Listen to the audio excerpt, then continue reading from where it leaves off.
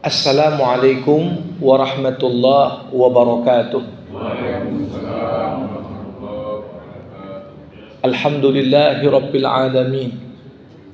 Wa bihi nasta'in ala umurid dunya waddin. Summa salatu wassalam ala khairi man ba'athahu Allah rahmatan lil alamin, sayyidil anbiya'i wal mursalin, Rasulillah Muhammad sallallahu alaihi wasallam wa ala alihi wa ashabihi ajma'in. Allahumma 'allimna ma yanfa'una wanfa'na bima 'allamtana wa zidna ilma innaka antal alimul hakim. Bapak-bapak, ibu-ibu, saudara-saudari, as-shaimin was-shaimat, jamaah fardu subuh yang dirahmati Allah. Bersyukur kita kepada Allah seraya mengucapkan alhamdulillah. Salawat berangkaikan salam kita hadiahkan kepada Rasulullah. Allahumma salli wa sallim wa barik alaih. Jamaah rahimakumullah, salah satu keajaiban luar biasa yang dibawa oleh Al-Quran kepada umat manusia seluruhnya.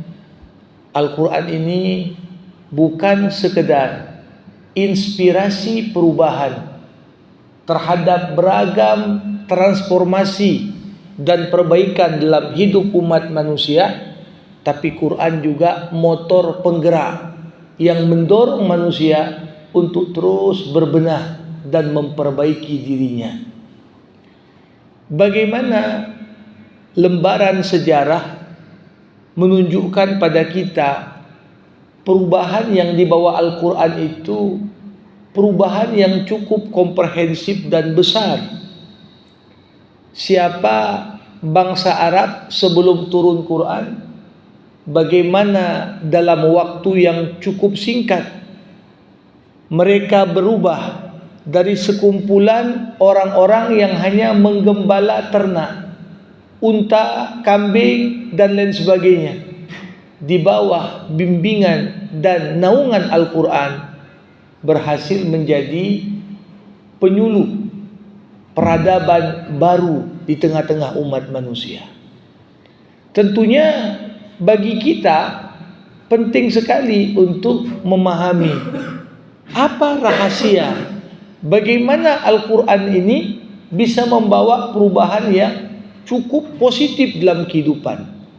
Ya, sehingga kalau dulu generasi emas Islam, generasinya para sahabat bisa berubah.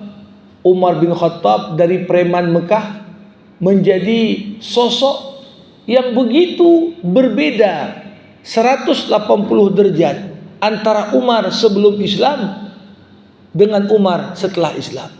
Antara Umar sebelum masuk dalam hati sanubarinya nilai-nilai Quran dengan Umar pasca beliau masuk Islam karena diperdengarkan ayat suci Quran. Nah, sebenarnya dari mana dampak perubahan yang mampu diberikan oleh Al-Quran ini kepada umat manusia? Pertama, Quran adalah kitab suci yang membawa nilai-nilai perbaikan perubahan dalam hidup ini, karena Quran kitab suci yang paling menjunjung tinggi prinsip Iqra. Sebelum ada perintah-perintah yang lain, belum ada perintah solat, belum ada perintah puasa, belum ada perintah beriman sekalipun, perintah pertama yang justru Allah turunkan kepada umat manusia adalah perintah untuk membaca. Iqra bismi rabbikal ladzi khalaq, khalaqal insana min 'alaq, iqra wa rabbukal akram alladzi 'allama bil qalam, 'allamal insan ma lam ya'lam. 5 ayat pertama turun, ini betul-betul menjadi titik tolak perubahan yang cukup signifikan dalam kehidupan umat manusia. Bagaimana tidak? Di 5 ayat pertama yang turun, kata Iqra yang diartikan dengan bacalah disebutkan 2 kali. Kata allama yang artinya mengajarkan disebutkan 2 kali. Kata qalam yang diartikan dengan pena sebagai sarana untuk menulis disebutkan sekali. Ini 3 hal yang sebenarnya di tengah-tengah budaya umat manusia, khususnya di Jazirah Arab ketika itu, ini sesuatu yang sangat jauh sekali. Cerita orang mau memperbaiki diri atau ingin jadi lebih baik, jumlah orang yang pandai baca di Mekah saja nggak sampai 100. Cerita tentang bagaimana jadi lebih baik, akses orang bisa belajar saja terbatas sekali. Jadi ketika turun wahyu Iqra, esensinya adalah Allah Subhanahu wa taala ingin isyaratkan kepada kita tidak mungkin ada perbaikan dan perubahan kecuali dilandasi oleh semangat membaca. Membaca sebagai bagian dari budaya literasi, membaca sebagai salah satu dari sarana dengannya kita bisa memperoleh ilmu, membaca yang artinya kita membuka jendela dunia lewat apa yang kita baca. Bapak Ibu jamaah yang dirahmati Allah. Nah, kalau kita melihat sebenarnya esensi Iqra ini bukan sekedar perintah membaca, tapi di dalamnya membentuk bagaimana Quran menginginkan satu cara pandang dan cara pikir yang tepat. Ya. Ada istilah kalau mau berubah atau merubah apa yang ada di sekitar kita, maka paling penting pertama yang dirubah adalah mindset dan cara pandang. Ya. Dan bagaimana cara pandang itu berubah? Salah satunya ketika kita memperkaya literasi kita. Kita baca dari yang tak tahu menjadi tahu, dari yang kita anggap asing menjadi sesuatu yang ternyata itulah yang membawa nilai-nilai positif dalam kehidupan kita. Jadi perintah Iqra bukan sekedar perintah membaca, tapi ini punya dampak kepada cara berpikir. Makanya satu poin penting yang tercakup dalam perintah Iqra ini apa? Allah nyuruh kita untuk berpikir. Ya. Gak mungkin orang berpikir kalau malas baca. Ya. Berapa banyak ayat Quran diakhiri dengan kata-kata afala ta'qilun. Apa kau gak berpikir? Kalau bahasa kasarnya, gak kau pakai otakmu. Itu istilahnya. Allah SWT mengatakan afala ta'qilun. Dan kata-kata akal dalam Al-Quran disebutkan 18 kali.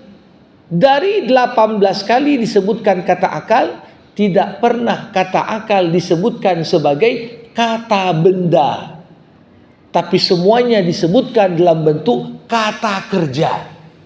Artinya akal bukan sekedar benda, otak, tidak. Akal adalah ketika difungsikan dalam semua kinerja. Nah, ini satu poin penting juga yang kalau kita lihat. Bukan hanya itu. Satu sisi membaca menuntut kita untuk berpikir. Di sisi yang lain, membaca membuat kita tidak mau menerima sesuatu kecuali disertai dengan bukti. Kalau ada orang ngomong A, ya, apa buktinya? Ya. Nah, kalau orang apapun yang dibilang seakan-akan itu wahyu dari langit, nggak perlu dipertanyakan apakah benar atau salah, apakah valid atau kurang valid. Ini juga menunjukkan perintah Iqra itu belum betul-betul tertanam pada diri kita. Makanya berapa banyak ungkapan-ungkapan orang kafir sengaja Allah abadikan dalam Al-Quran. Tujuannya apa? Dengan kata-kata itu digiring umat Islam untuk mempertanyakan yang perlu dipertanyakan. Kul hatu burhanakum in kuntum shadiqin. Mana buktimu kalau kau benar?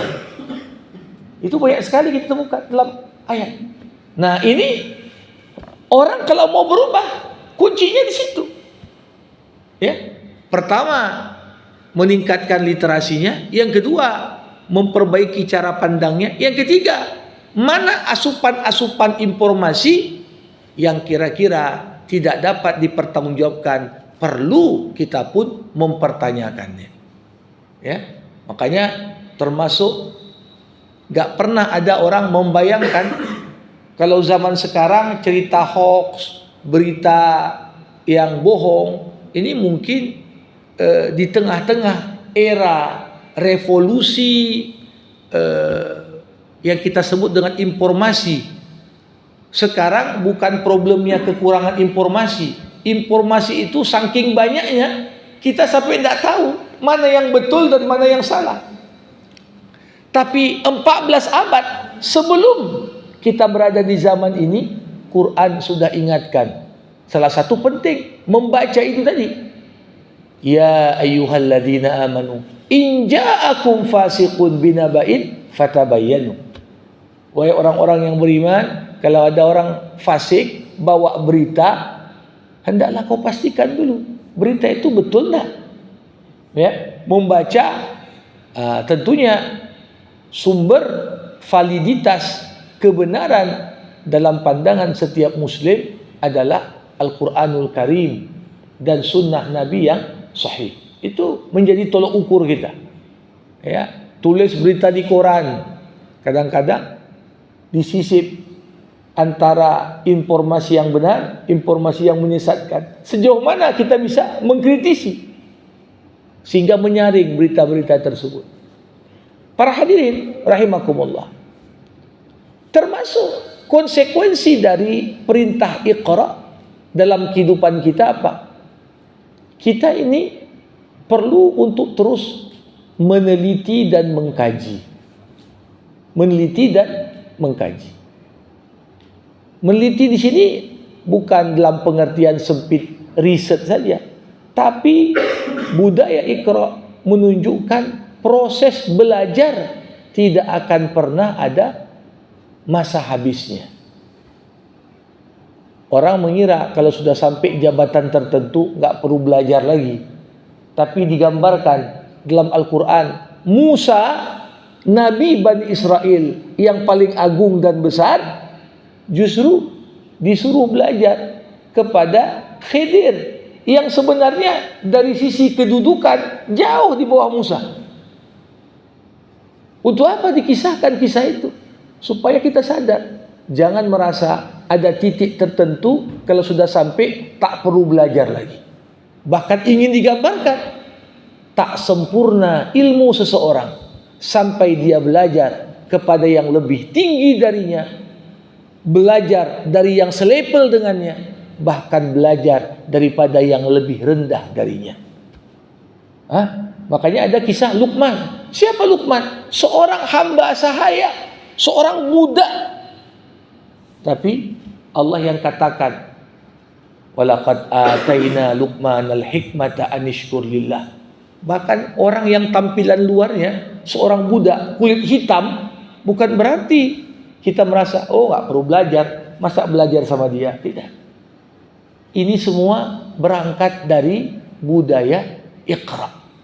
Bukan hanya itu, para hadirin, yang lebih hebat lagi, budaya Iqra ini menuntut kita, umat Islam tak boleh membatasi diri, bahkan dibolehkan bagi kita belajar dari mereka di luar kita, selama apa yang kita pelajari dari mereka tidak bertentangan dengan prinsip-prinsip agama kita. Coba bayangkan, perintah Iqra inilah yang mendorong Rasulullah menyuruh sahabat-sahabat yang muda, disuruhlah Zaid bin Sabit, Ubay bin Ka'ab, disuruh belajar kalian bahasa Ibrani, bahasa orang Yahudi, belajar kalian bahasa Romawi, belajar bahasa Persia. Ketika ditanya, ngapain kalian belajar bahasa ini Rasul? Bukankah Quran turun pakai bahasa Arab? Ngapain pula belajar bahasa lain? Nabi Muhammad menjawab dengan penuh hikmah, man alima lughata qaumin amina makrahum. siapa yang tahu bahasa satu kaum, maka dia akan aman dari konspirasi kaum itu. Disuruh kita belajar, tahu bahasa di luar bahasa ibu kita. Supaya apa? Kita nggak dikerjai oleh orang itu. Tahu kita seluk-beluk mereka. Karena bahasa adalah sarana dan wadah untuk berpikir. Kita berpikir lewat bahasa. Makanya pakar pendidikan mengatakan, Bapak Ibu, untuk mengukur kecerdasan seorang anak, apalagi anak di usia dini, itu diukur dengan cara apa? Dilihat anak usia 4 tahun, anak usia 5 tahun, berapa banyak kosakata yang diketahuinya, yang dipakainya dalam kehidupan sehari-hari. Kalau di usia muda punya kosakata yang begitu banyak, ini menunjukkan anak ini jago berpikir. Makanya bukan di awal itu diajari matematik, bahasa yang banyak ini, sehingga skill dan kemampuan komunikasinya terus meningkat. Para hadirin rahimakumullah. Jadi Quran membawa perubahan lewat prinsip Iqra. Bukan hanya itu, tegas disebutkan di surah Al-Muluk. Apa itu? Penyebab utama banyak orang masuk neraka, salah satunya adalah karena tak berpikir. Kenapa tak berpikir? Malas baca. Wa qalu law kunna nasma'u aw naqilu ma kunna fi ashabis sa'ir. Berkatalah para penghuni neraka, sekiranya dulu kami dengar atau kami berpikir, maka kami tak akan masuk neraka. Jadi karena malas untuk mengeksplorasi, malas baca, malas mikir, akhirnya kita memelihara kebodohan.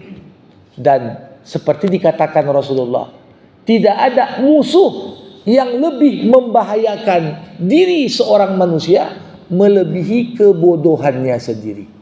Al-jahlu a'da'il insan.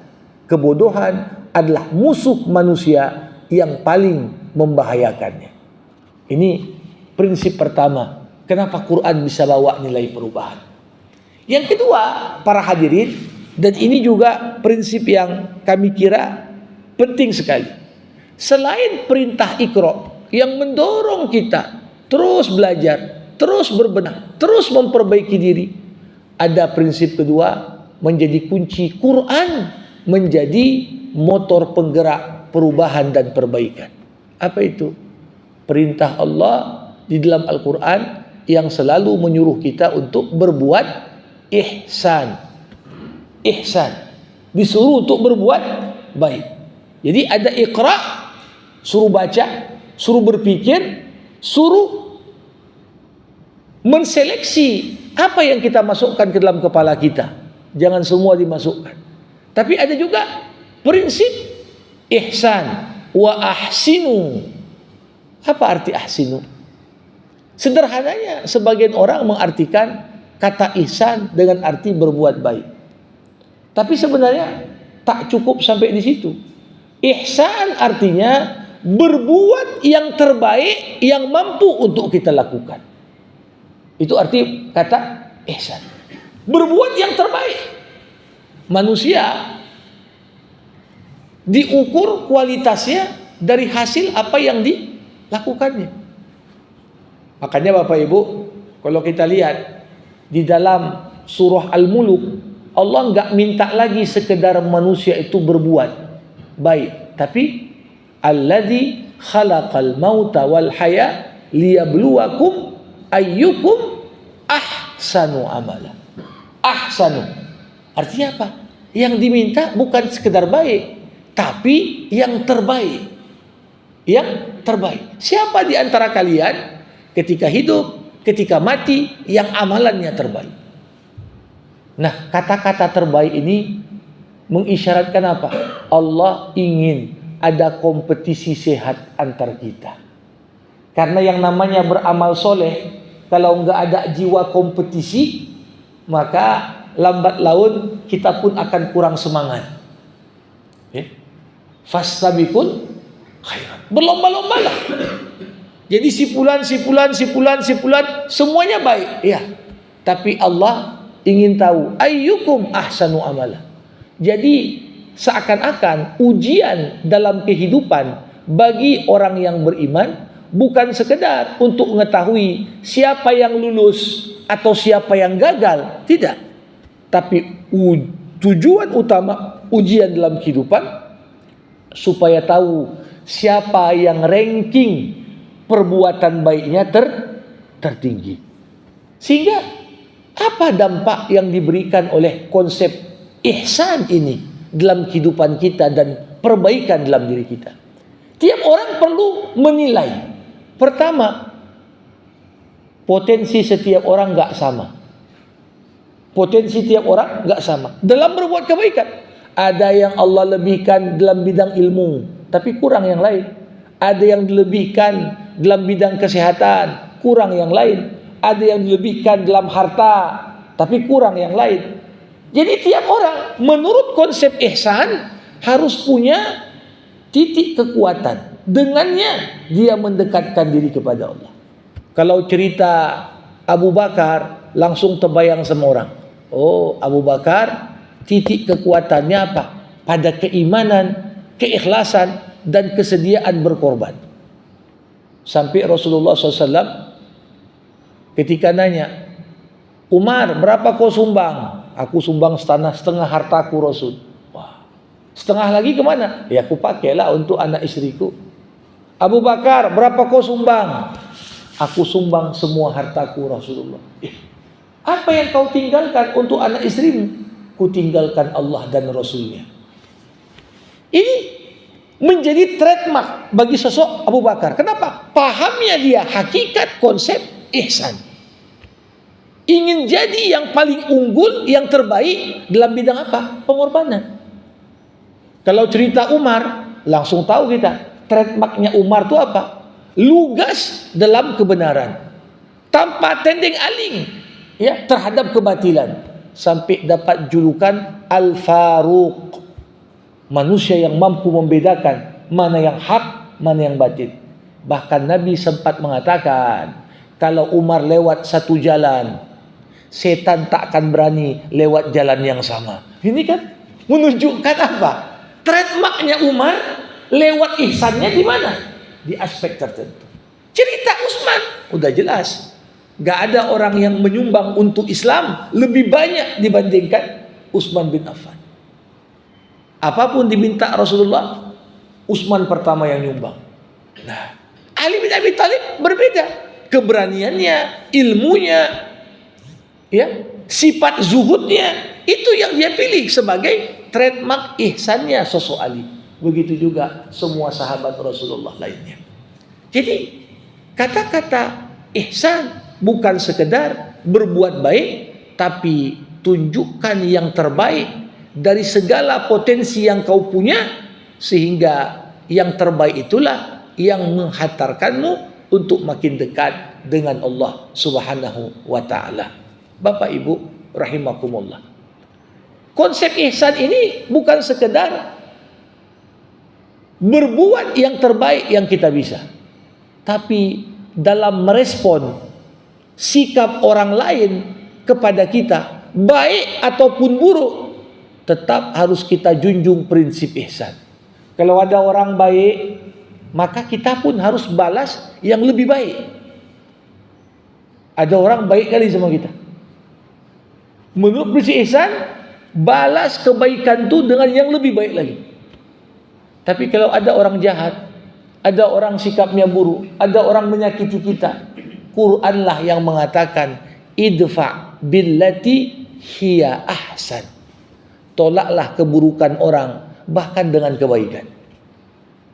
Inilah yang membuat orang-orang berubah. Kenapa?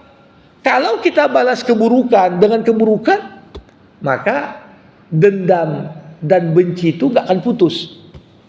Hari ini dia balas keburukan, besok kita balas, nanti keturunannya balas lagi, keturunan kita pun kembali membalas. Tapi siapa yang berani memutus tali atau rantai dari saling membenci dan lain sebagainya tadi? Ketika kita mampu untuk membalas keburukan dengan kebaikan. Ini salah satu makna ihsan. Ya.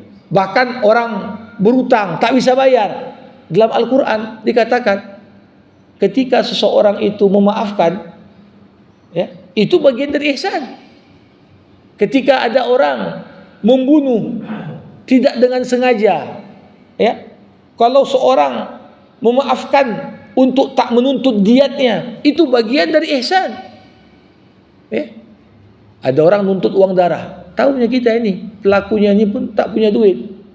Kalaupun ya kita tuntut, ya hukum mengikat dia harus membayar uang darah itu. Tapi bagaimana ketika seorang mampu mengamalkan nilai-nilai ihsan dalam dirinya? Ini salah satu titik tonggak perubahan dan perbaikan dalam hidup kita. Para hadirin yang dimuliakan Allah. Nah, motivasi orang beriman berbuat baik itu apa? Kita berbuat baik bukan karena siapapun, tapi kita berbuat baik karena diri kita masing-masing. In ahsantum li anfusikum. Kalau kau berbuat baik, sebenarnya kau sedang berbuat baik untuk dirimu, bukan untuk orang lain. Kita maafkan orang, kita sedang berbuat baik untuk diri kita. Ketika kita maafkan orang, tidur kita jauh lebih nyenyak. Tak lagi datang mimpi buruk, tak lagi jadi pikiran yang memicu asam lambung naik, ya. Tapi sebaliknya, jangan kita pikir kita maafkan orang, kita berbuat baik untuk dia, tidak, untuk diri kita. Sebaliknya, wa im asa'tum falaha. Kalau kita berbuat buruk sebelum kita menyakiti orang, sebenarnya kita sedang menyakiti diri kita masing-masing. Inilah nilai ihsan. Salah satu ajaran luar biasa yang selaras dengan semangat perubahan yang Al-Quranul Karim bawa untuk kita. Bapak Ibu yang dirahmati Allah. Di sisi yang lain, kata-kata ihsan ini juga konsekuensinya apa? Ihsan sebagai satu perintah Allah mendorong kita untuk saling menguatkan dan tolong menolong. Karena ada kebaikan gak bisa dikerjakan secara individual. Ada kebaikan-kebaikan membutuhkan banyak potensi yang dihimpun bersama supaya kebaikan yang dihasilkan lebih besar. Coba bayangkan orang buat baik, sumbang, berapalah mampu dia sumbang sendiri. Tapi ketika ada saling bekerja sama dalam berbuat kebaikan, karenanya Allah berfirman, wa ta'awanu 'alal birri wat taqwa wa la ta'awanu 'alal itsmi wal 'udwan. Tolong-menolonglah kamu dalam berbuat kebaikan dan ketakwaan, dan jangan kamu tolong-menolong dalam berbuat dosa dan permusuhan. Bapak Ibu rahimakumullah. Jadi ini lewat dua prinsip ini saja banyak sekali dampak yang bisa dihasilkan. Untuk itu, ya, apa yang dibawa Quran untuk kita? Quran lepaskan kita dari jerat-jerat jahiliyah kepada jerat-jerat, ya, kepada pintu kebaikan dunia akhirat yang dibawa oleh nilai Islam. Inilah kunci mengapa agar kita di bulan suci Ramadan ini jadi pribadi yang jauh lebih baik, pribadi yang terus berbenah, mengerjakan apa yang diperintahkan Allah, meninggalkan apa-apa yang dibenci oleh Allah Subhanahu wa taala. Tambah terus prinsip Iqra, prinsip ihsan. Di masa kemunduran prinsip Iqra berubah. Orang Islam enggak lagi Iqra, tapi sekarang diganti slogan Iqra jadi Urkus. Urkus artinya joget. Ada masalah, jogetin aja ada ya. Ada masalah apapun, ya. Seakan-akan joget ini mengisyaratkan orang nggak mau mikir. Udah, anggap aja enteng, nggak usah pikir, joget aja. Jadi gimana umat Iqra berubah jadi umat joget? Ya, tidak mungkin kita berharap ada perbaikan kalau slogan Iqra dirubah jadi Urkus. Begitu juga di masa kemunduran, slogan ihsan diganti menjadi slogan asal jadi. Salatnya nggak ada ihsan. Salat yang ihsan apa? Anta'budallah ka'annaka tara fa in lam takun tara fa innahu yarak. Kau salat seakan-akan kau lihat Allah. Nggak bisa pun lihat Allah, yakinlah Allah lihat kau. Sehingga ketika kita sadar ada CCTV Allah, nggak main-main salat kita. Tapi di masa kemunduran, yang penting udah salat. Nggak pikir dia salat diterima, nggak diterima, sah, tak sah, itu bukan urusanku. Yang penting aku udah salat. Begitu juga sekedar asal dalam beramal, mengerjakan sesuatu yang penting siap. Gimana kualitasnya itu nomor sekian. Nah, ini nggak mungkin kita melakukan satu lompatan perbaikan dalam hidup kita, apalagi di bulan Ramadan sebagai bulan penanaman nilai-nilai dalam kehidupan kita. Hanya dapat kita wujudkan lewat menanamkan nilai Iqra dan nilai ihsan. Saya kira ini sebagai pengantar ya diskusi kita pagi ini. Mudah-mudahan bacaan Quran kita bukan sekedar baca apa yang tertulis, tapi Iqra juga baca apa yang dihamparkan, baca apa yang disaksikan. Pergantian siang dan malam perlu dibaca. Kenapa gini bisa berubah dari gelap ke terang? Kemudian pergantian musim, bencana alam. Bukankah Quran mengatakan nanti hari kiamat digambarkan idza zulzilatil ardu zilzalaha wa akhrajatil ardu athqalaha wa qala al insanu ma laha yauma idzin tuhadditsu akhbaraha. Pada hari itu bumi ngomong. Kenapa begini? Kenapa tiba-tiba ada global warming? Kenapa cuaca ekstrim? Kenapa banyak banjir? Ya, ngomong bumi.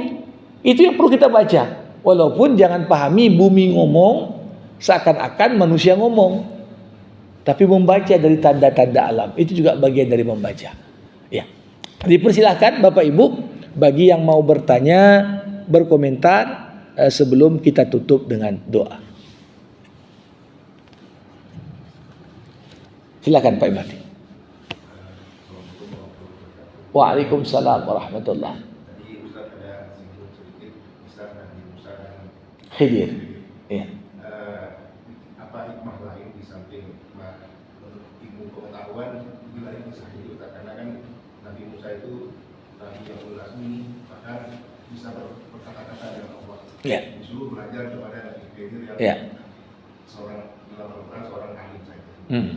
Baik. Kisah itu sebenarnya kaya sekali akan pembelajaran. Salah satunya apa?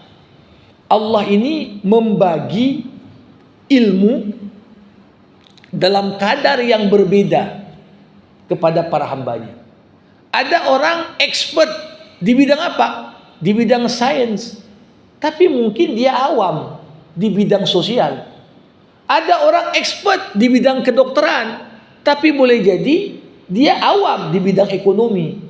Ada orang yang expert di bidang agama, tapi ketika dibawa ke ranah politik, dia pun mungkin masuk kategori orang awam. Nah, jadi di sini kita lihat ilmunya Musa berbeda dengan ilmunya Khidir. Ilmunya Musa bisa dikatakan ini ilmu zahir. Ilmu berdasarkan apa yang nampak. Ketika Musa dapat informasi yang tak diketahuinya sebelumnya dari Khidir, cara pandang Musa pun berubah. Dan semua pembelajaran dari kisah Khidir sebenarnya kuncinya itu apa? Hidup ini kita disuruh untuk memilih mana yang paling kecil mudarat dan risikonya. di antara pilihan-pilihan yang ada. Intisari Khidir itu semua. Naik kapal, tiba-tiba Khidir bolongi kapal. Musa marah, udah numpang kita bolongi lagi kapal orang. Laqad ji'ta syai'an idda. Kenapa kau lakukan hal seperti ini? Tapi apa kata Khidir setelah mau berpisah? Ya, kapal kita itu punya orang miskin. Di depan kita ada raja zalim. Kalau raja itu lihat kapal ini masih bagus, dirampasnya kapal kita. Mana lebih bagus? Kapal ini dibolongi sehingga nampak jelek, nggak jadi dirampas raja, tapi nanti bisa diperbaiki, dibanding kapal ini tetap posisinya bagus, dirampas. Kalau disuruh milih, mempertahankan kapal atau membolongi kapal? Mempertahankan kapal konsekuensinya dirampas raja. Membolongi kapal membuat kapal tak dilirik raja, karena dianggap ini kapal udah bocor ini. Karena Musa nggak tahu ada raja zalim di situ, dia menilai berdasarkan yang zahir. Begitu juga ketika lewat ada seorang anak tiba-tiba dibunuh saja sama Khidir. Ini juga mengajarkan neraca untuk memilih di antara pilihan yang ada. Khidir sudah dapat informasi dari Allah Subhanahu wa taala, anak ini anak durhaka ini, kafir. Kalau nggak dibunuh, orang tuanya pun bisa ikut kafir juga. Dibandingkan pilihan kedua, agak ekstrim memang kalau yang nggak ngerti, membunuh anak. Tapi dikatakan Khidir, Allah juga katakan akan diganti anak ini dengan anak lain yang lebih baik, yang bisa membuat orang tuanya tetap dalam kesolehan. Ini kan pilihan juga. Jadi hidup ini pilihan, betul lah itu dia. Betul lah itu. Cuma kadang-kadang kita salah dalam memilih. Kenapa? Karena pengetahuan kita terbatas. Makanya Bapak Ibu, ini menunjukkan pada kita ketika kita berharap kali mendapatkan sesuatu, ternyata yang Allah izinkan kita dapatkan gak sesuai dengan apa yang kita inginkan. Balik lagi, kau berharap itu karena kau nggak tahu apa konsekuensi di balik apa yang kau harapkan. Berapa banyak hal-hal yang kita benci, ternyata ada kebaikannya. Kapal dibolongi, dibenci oleh pemilik kapal, tapi di balik yang dibenci itu ada kebaikan. Nggak jadi kapalnya dirampas. Berapa banyak orang menginginkan kebaikan, tapi ternyata di balik kebaikan itu ada bahaya yang sedang menantinya. Kita nggak tahu. Kadangkala kita berdoa capek, nggak dikasih Allah. Kenapa? Allah tahu kalau ku kasih itu ada bahaya menantimu. Ku kasih yang lain yang lebih baik daripada itu. Ini menunjukkan pada kita tetaplah menjunjung tinggi prasangka baik kepada Allah. Lau kushifal ghita mazdadtu yaqina. Ali bin Abi Thalib berkata, sekiranya tabir gaib dibuka untuk kita semua, yang nggak kita tahu jadi tahu, mazdadtu yaqina, kita pun tidak akan milih kecuali apa yang Allah pilihkan. Allah pilihkan ini, ya Allah, aku setuju ya Allah. Kenapa? Tahu kita inilah yang terbaik untuk dari semua opsi-opsi dan pilihan yang ada. Demikian Pak. Terima kasih. Silakan. Surah pertama Ya. tapi mengapa di susunan Al-Quran membuat itu ayat pertama? Ya. Baik. Bapak Ibu rahimakumullah. Quran punya dua versi penyusunan. Ya.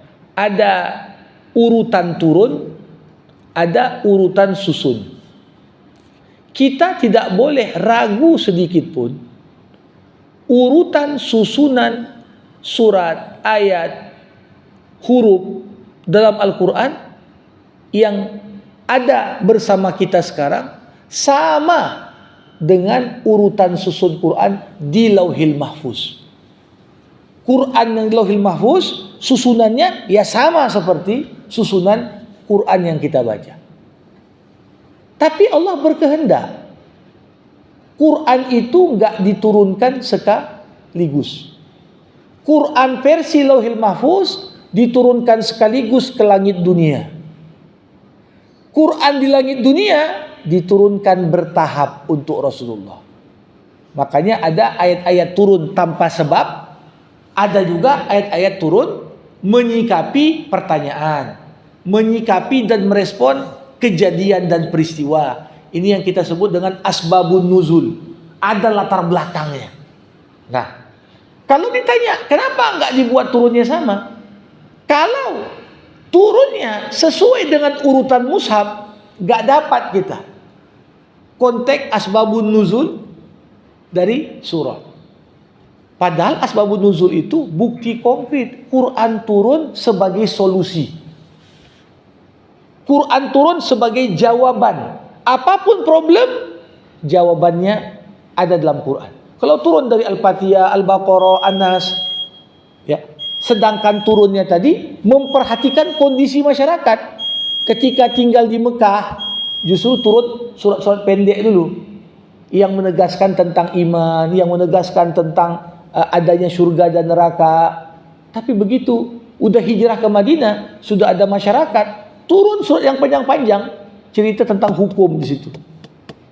Walaupun susunannya ya enggak seperti itu. Nah, hikmah kedua, kenapa setelah turun nggak langsung disusun juga, ya, nggak disusun juga sesuai dengan urutan turun.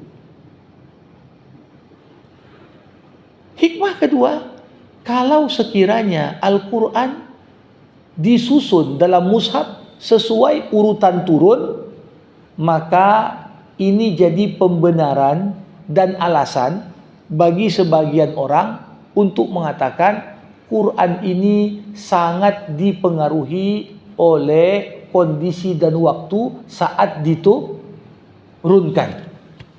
Sekarang saja orang ngomong, ayat ini udah nggak relevan dengan abad 21. Ayat ini udah kadaluarsa. Ayat ini sudah ini dan itu.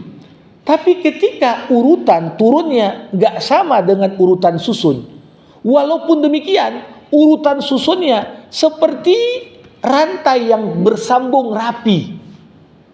Coba bayangkan antara Al-Fatihah dengan Al-Baqarah, ini jarak turunnya hampir 12 tahun lebih. Tapi keterhubungan antara Al-Fatihah dan Al-Baqarah itu erat sekali. Al-Baqarah dengan Al-Imran gitu juga. Nah, ini menunjukkan yang nyusun ini bukan manusia. Kalau dikatakan yang nyusun Quran itu sahabat, mereka berdasarkan pikiran sendiri, nggak akan mampu seperti itu.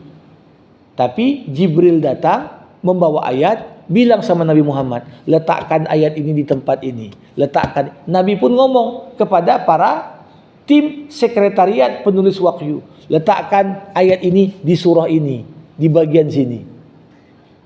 Sehingga ibarat nyusun puzzle. Nyusun puzzle, kita nggak perlu dari atas dulu semua. Kadang-kadang dari tengah, turun yang bawah, naik lagi ke atas. Tapi setelah terhimpun semua, terhimpun menjadi satu gambaran yang utuh. Bagaimana Quran ini saling melengkapi satu dengan yang lain. Demikian, Pak. Ya. Baik, Bapak Ibu. Ya, silakan. Tadi kan dibicarakan mengenai sedekah di pada saat Abu Bakar itu sedekahnya sampai 100%. Ya. 50% ya. Tetapi di dalam Quran di Al-Quran ayat 67. Ya.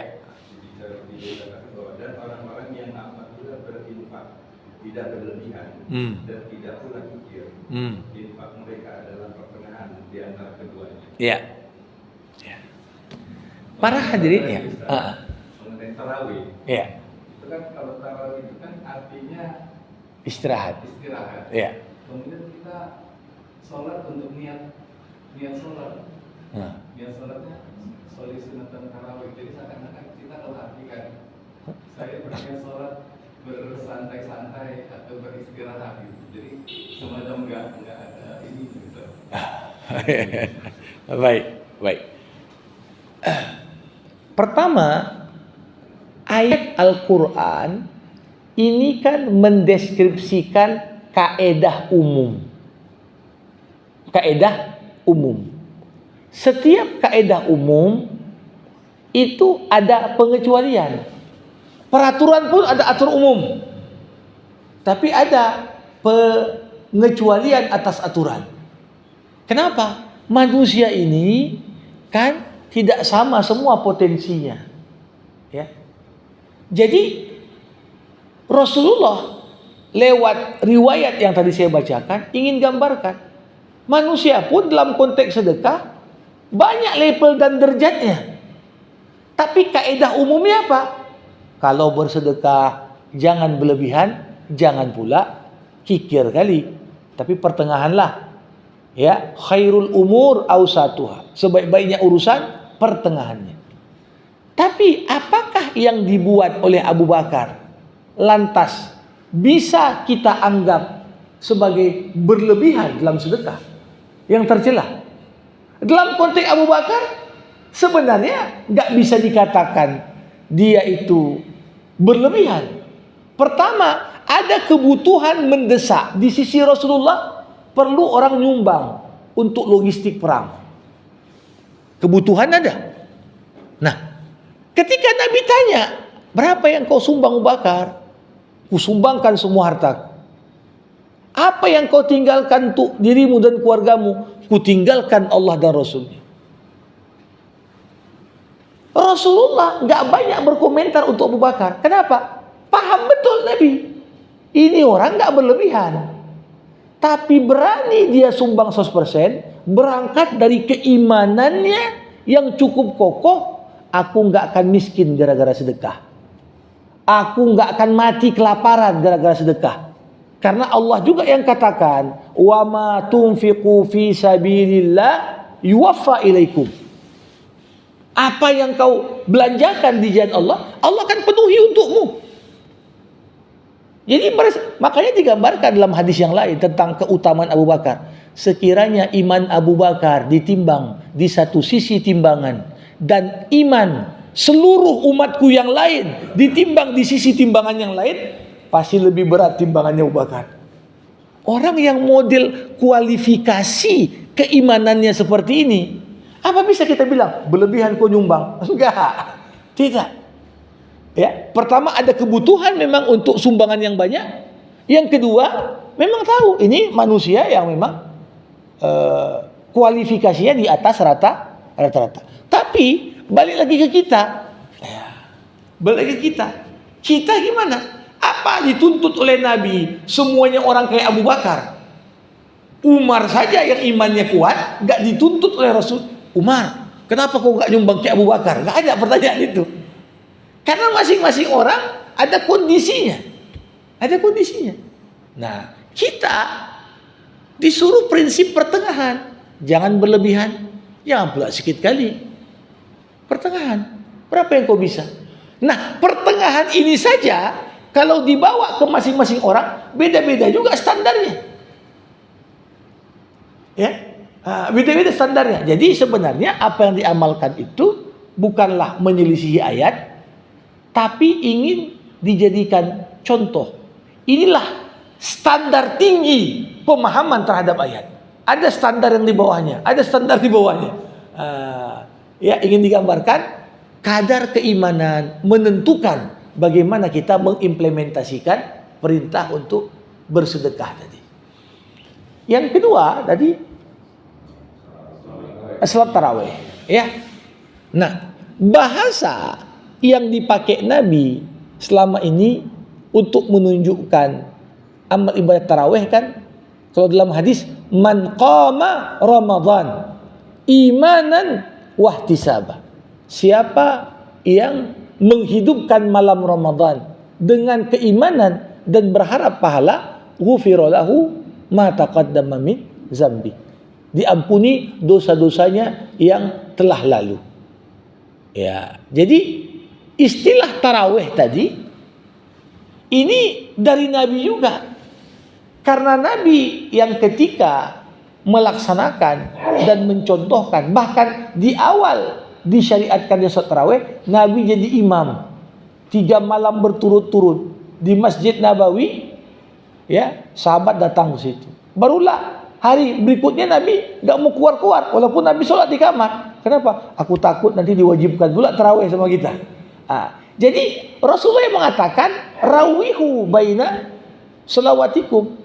Berikan waktu jeda, istirahat, duduk-duduk, santai sedikit antar sholat-sholat yang ada. Nah, ini kan ketika kita meniatkan dan melafazkan usolli sunnat tarawih, ya. Ini enggak seperti yang kita duga tadi. Bagaimana kita sholat santai-santai? Itu menurut rasa kita saja. Tapi sebenarnya ya memang Nabi yang namakan hal tersebut dengan tarawih. Ya tidak salah juga kalau kita mengistilahkannya sebagaimana yang diistilahkan oleh Rasulullah Muhammad sallallahu alaihi wasallam. Jadi bukan artinya sholat santai-santai, tapi sholat yang diantara pelaksanaannya ada duduk istirwahah, duduk untuk santai. Yang selama ini ya kita pakai untuk berselawat, kita pakai untuk berzikir dan memuji Allah, ya. Tapi kalaupun misalnya nggak ada zikirnya, kan duduk juga, nggak langsung gitu Allahu Akbar langsung naik lagi, tidak, istirahat. Ya, cuma gara-gara rakaatnya agak pendek, maka istirahatnya pendek, itu ya. Kalau agak panjang-panjang dia bacaan lebih lama lagi, agak lebih lama lagi istirahatnya. Tapi penggunaan kata tarawih bukanlah sebuah kemuskilan kalaupun digunakan dalam niat, walaupun artinya istirahat. Demikian. Ya. Baik Bapak Ibu, sama kita tutup majelis ilmu kita dengan doa. Alhamdulillahirabbil alamin. Hamdan yuwafi ni'amah wa yukafi'u mazidah. Ya Rabbana lakal hamdu kama yanbaghi li jalali wajhikal karim wa li azimi sultanik. Allahumma salli ala Sayyidina Muhammad wa ashghilid zalimin bid zalimin wa akhrijna min bainihim salimin. Allahumma allimna ma yanfa'una wanfa'na bima 'allamtana wa zidna ilma innaka antal alimul hakim. Rabbana zalamna anfusana wa in lam taghfir lana wa tarhamna lanakunanna minal khasirin. Rabbana taqabbal minna salatana wa siyamana wa qiyamana wa sa'ir a'malina wa la tu'adzibna yawmal qiyamah innaka la tukhliful mi'ad. Rabbana atina fid dunya hasanah wa fil akhirati hasanah wa qina adzaban nar. Wa sallallahu ala sayyidina Muhammad wa ala alihi wa sahbihi ajmain walhamdulillahi rabbil alamin. Terima kasih atas kesempatan yang diberikan. Assalamualaikum warahmatullahi wabarakatuh.